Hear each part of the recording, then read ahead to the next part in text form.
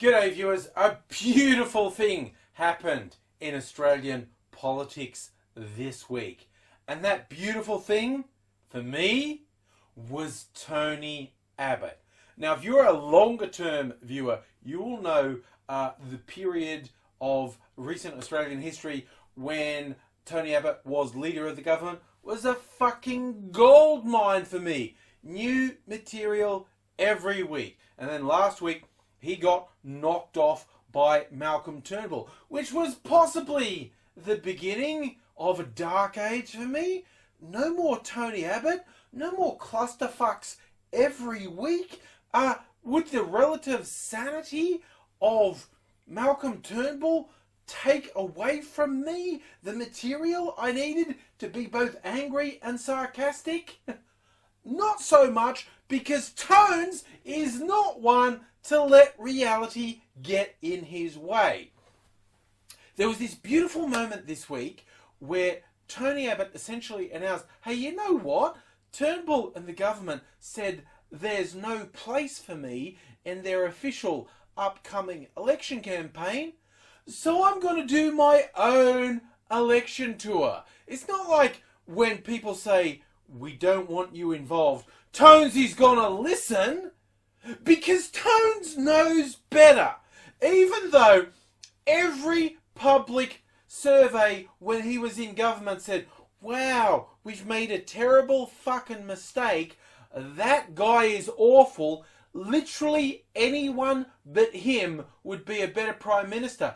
The fact that 9 surveys in a row returned that result is not going to affect Tones, because he's greater than reality. You and I live in reality to some degree. Tones is above and beyond reality. The things he things he sees are not bound by logic or reason or cause and effect. There is just Tones.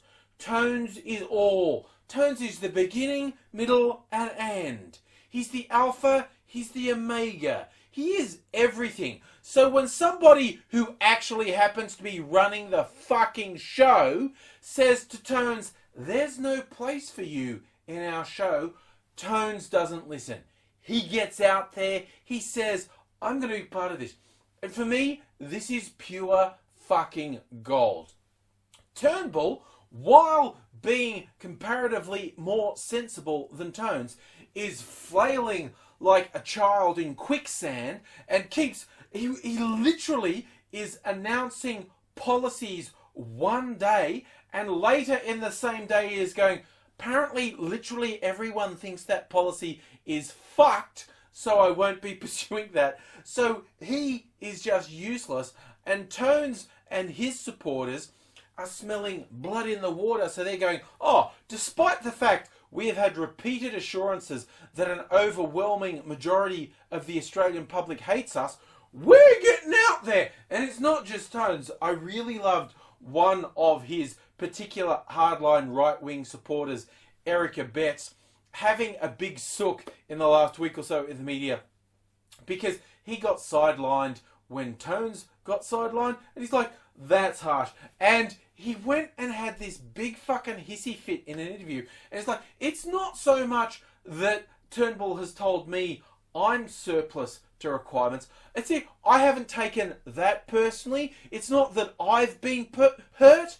The Australian public has been hurt by my absence. Like, these particular fucking fringe wingnuts, and there's Betts, there's Corey Bernardi, there's that fuckhead Christensen, they seem to not care that they represent maybe 5% of the population.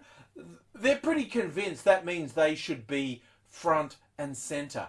And all that means is the upcoming federal election, whether it happens in July, whether it happens later this year, is going to be a fucking circus, and I am going to love every minute of it.